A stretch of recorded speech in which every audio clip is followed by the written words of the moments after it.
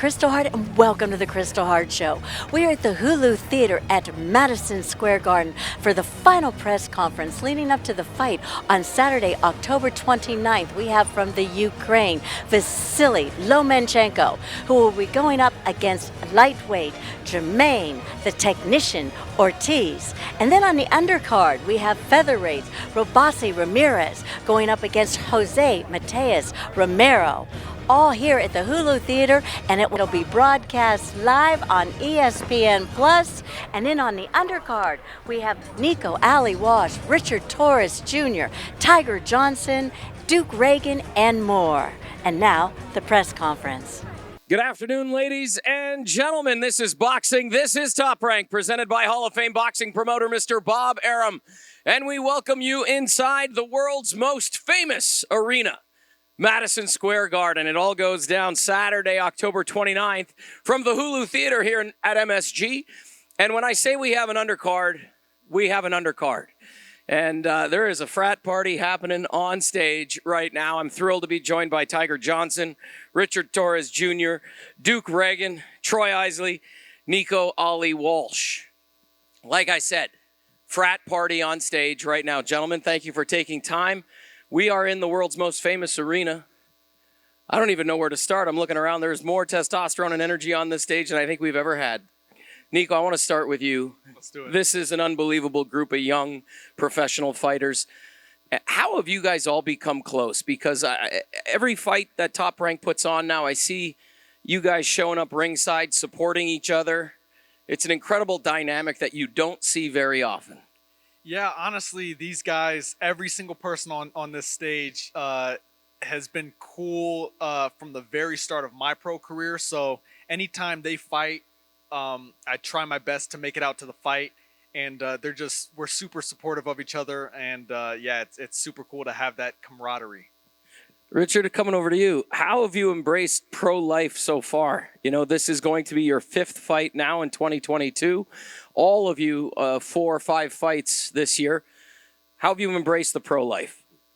Becoming a pro has been amazing. You know, I come from a town where there's more cows than people. And so to be able to be in a place where it's like Madison Square Garden, it's incredible. And to be able to have my team with me as well, you know, all these guys, the Olympians together, I mean, there's nothing like it. I think we just came up with a T-shirt right there. More cows than people to Larry, California. Tiger, what about you? How's pro-life been? Pro-life been real good. You know, I'm really excited to be on the card with my Olympic teammates. You know, of course, you know, with Nico, we had a real good camp, and you know, we're gonna put on a real good performance, and you know, the fans gonna get their money's worth. 100%. Your last fight, referee Mark Nelson had to step in and stop the fight. Is that what you look to do each time out? You know, make a big stoppage, big show like that? You know, I don't really look for the knockout, but, you know, I can't control my power sometimes, you know. So, you know, it is what it is. Power just comes out. Duke, I'm going to come down to you. He brought up the Olympics. Nico, you got to sit that one out because when I mentioned the Olympics, these 4 guys were all a part of the 2021 Olympic team. Duke, what was that experience like for you and transitioning from the Olympics now into pro? It's an honor, you know, to be able to fight on the card with my fellow Olympians. You know, the only time we ever fought together was on the USA team. So now to do it professionally and, you know, going up in the ranks together, it's a great feeling. Troy, I want to ask you, because there is another connection aside from the Olympics. A few of you up here are with Kay Koroma, you know, Coach Al as well, obviously. What's it been like having Coach Al and Kay in your corner so far? It's been great. 2 great coaches, 2 great minds. You know, they're helping me develop into a great fighter. I feel like every fight I make a huge improvement on, you know, what I need to make. And each fight just keep getting better and better. I'm going to go right back to Duke. Same thing, man. You've got Kay in your corner. What's it like having somebody like that beside you, mentor you every day in and out? No, it's an honor to have Coach K in my corner. You know, he's more like an uncle figure to me, so it's more than just boxing. I know to the fans and everybody else, it's like, oh, that's just like my coach. He actually like an uncle. Like, outside of boxing, outside of me having fights, we actually communicate, we actually talk. He actually come to my city to come see me, stuff like that, you know, so it's definitely an honor. Yeah, it's way more than just having a trainer. It's almost a father figure there as well. Richard, I want to come to you. I just mentioned father figure. Your father's been your trainer. Is it possible to separate boxing, or is it always when you look at your dad, you see your trainer? Do you have those moments where boxing gets set aside for a minute and it's just father-son? Yeah, my dad likes to say he wears many hats, and so it's whatever hat he's wearing at the time is who I think he is. He has a boss hat, he has a coach hat, and he has a dad hat. And so there are times where we're just sitting down, we'll just talk as a father-son. But that I feel like plays a role into the actual coach aspect too. Having a coach that's kind of an omniscient. I'm a firm believer that you need someone that if my dad tells me to drop my hands and quack like a duck, I'm going to do it. So I need someone like that in the ring, and having him there, I feel like is a cheat code. Dude, you got the one-liners today. It's outstanding. More cows than people, drop my hands, quack like a duck. This is great. Nico, you're with K as well, starting to find a rhythm there? Yes. No, being with Coach K is not just being with Coach K. It's obviously Coach Flick is with me as well, but it's being with all his fighters. So we just get along so well, and I think that's really important to have. It would really not be fun if you were with a trainer and you didn't get along with the fighters. So we all get along with each other. We spend so much time together, and it's perfect. Obviously, since you stepped foot into the ring, your grandfather's presence is there. It's always discussed in the media. People bring it up. Are you starting to find a rhythm now where obviously that's always going to be with you, but are you starting to find your own identity and getting into the ring, not having as much pressure on you, knowing that your grandfather's name is mentioned time and time again? I think from the very start, I knew who I was. I think people are starting to give me my own name. So it's not about me finding my own name. It's about other people accepting the fact that I already know. I knew who I was from the start. I got into boxing. I know why I got into boxing. And it's just important to, pay homage to my grandfather, but I'm doing my own thing with this. 5 incredible young fighters sitting up here on stage, and all 5, the trajectory, the mission at hand is laid out in front of you.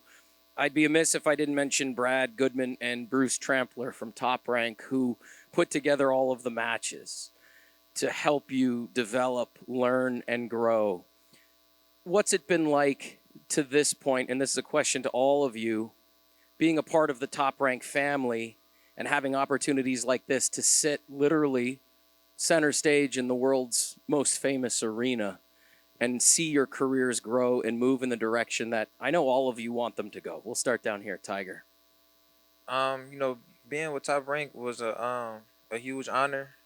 And it's always been a big dream to fight where, all the legends started here. Muhammad Ali, Sugar Ray Leonard, Pernell Whitaker, everybody, was once with Top Rank. You know what I mean? And me fighting at the Garden for the first time is like a real huge accomplishment. It was always a dream to fight here, and I just can't wait to put on a big performance and show the world what I can do. Richard? Yeah, I think everyone always asks you, where do you see yourself in 5 years? Where do you see this? But Top Rank, you don't just sign to Top Rank because of the money. You don't just sign to Top Rank because, someone smiles at you. They have a tradition of building legends, and to be able to sign with that right company that has the right matchmakers and everything, that's why we all did it. We're not just signing for giggles, So I think that being able to be on a platform like this is incredible, and I just say thank you so much. Duke? It's definitely a big honor and a blessing to be able to sign with Top Rank. A lot of the guys that I grew up watching were signed to Top Rank, and them guys turned out to be some of the best fighters in the world, So it's definitely Duke Ragan. I'm a legend in the making, and I appreciate y'all for signing me. Troy? Growing up, I always wanted to be with Top Rank. Top Rank, produced a lot of the legends growing up, and I'm blessed to say that, I could be one of them legends in the making. Nico? For me, it's more of like a personal love for Top Rank. Bob Arum's first promoted fight was, of course, my grandfather, so I wouldn't be with any other company. So I'm so happy to be with Top Rank, and I've got to thank Brad Goodman and Bruce Trampler so much for, the matchmaking. Those are the geniuses behind every fight that you see. It's not often that I feel old in my surroundings, but in this very moment, I feel ancient.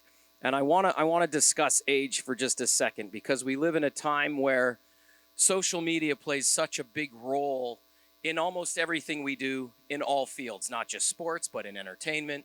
People's private lives get exposed on social. How are you guys handling a new career as a professional boxer, thrust into the limelight here at Madison Square Garden with Top Rank, and controlling what you put on social? Do you have people helping you there? How do you stay calm and cool when the trolls come out, when the haters come out? It's an important question, I think, because social plays such a big part of our world now.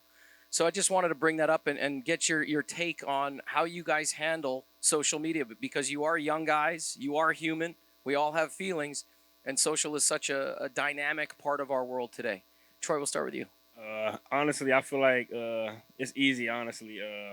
My goal is to focus on boxing, so I mean, I'm not really too worried about, you know, the trolls and all that. Honestly, if you got trolls and haters, you obviously doing something right, so I like that. I ain't really worried about it. Nico? Yeah, I mean, I'm actually not really good with social media. I'm actually trying to get better, but my main focus is boxing. So when it comes to all the outside noise, I don't really pay much attention to it. But like Troy said, yeah, if there's haters and stuff, you're doing something right. So I appreciate them. Well, with me, I grew up in a small town, so it's kind of like a fishbowl. If anything happened, they'd go to tell my dad, and I get in trouble. So this is kind of like a bigger fishbowl, you know. I'm kind of used to it already. I mean, social media. I made my social media when, for boxing. So, you know, I just focus on boxing, and you know, I don't really care too much about haters. I had haters my whole life, so I ain't really tripping about that. I love it. Duke? I'm one of those guys that, you know, I'm comfortable in my own skin. So what anybody say about me or think about me, it won't bother me or it won't get to me. I'm not really into like social media like that. So if I would rarely see a comment if someone was trolling or anything like that. But if I did see, I would just shrug. I'll probably laugh like LOL. Duke, I want to ask you a little personal question because, you know, a year ago, tragic struck, you know, you lost your father. You proudly have his tattoo. We see it when you walk into the ring. How did that tragic experience help you not only as a young man, but as a fighter when you step into the ring? That tragedy, it helped me, you know, into the ring. I mean, as far as like my boxing, you know, it just made me want to be more focused and, you know, listen to everything that my father had kind of like installed in me before he had passed. You know, now that he's not here, I think about all the talks and stuff that we had and, you know, the stuff that we went through that got us where we at. So I just use it as like motivation and stuff like that. You know, Coach K plays a big part of like helping me stay focused. You know, these guys up here with me, they play a big part of, you know, helping me stay focused. You know, I talk to them just like Coach K. I talk to these guys outside of boxing too. Like after our fight, I'm pretty sure Monday, Tuesday, we'll be calling each other like, "How you doing? How you feeling?" Stuff like that. So just take it one day at a time. Appreciate that. Thank you, Duke. Gentlemen, again, I hate to beat a dead horse here, but we are sitting on a stage in Madison Square Garden, the epic world's most famous arena. What does it mean to you to be here and have this opportunity? It means everything. This is, you know, so far this is my biggest fight of my career. So, you know, it's all or nothing for me. You know, I put 110% into my training camp, and I can't wait to you know, show New York what I can do. I mean, this is a moment that you're gonna remember for the rest of your life. You know, being able to say I'm even at a press conference at Madison Square Garden is incredible to say. Man, we're here, you know, and to have my team along with me and have everybody that's kind of followed the journey, it lets you know that the journey is going on the right course. It's amazing. You know, this is my second fight here at MSG, so it's a super blessing to just be able to say that. And I'm just looking to have an amazing night Saturday night, and hopefully this won't be my last fight here. Last time I put on a great performance, and you know, New York loved it, and you know, I'm glad that they wanted me to come back, and it's an honor. You know, I growing up watching everything, and just to say, you know, I performed at the Garden is a great thing. Duke? You know, I actually Bob Aaron and Carl Moretti flew me to a fight out here before I actually turned professional.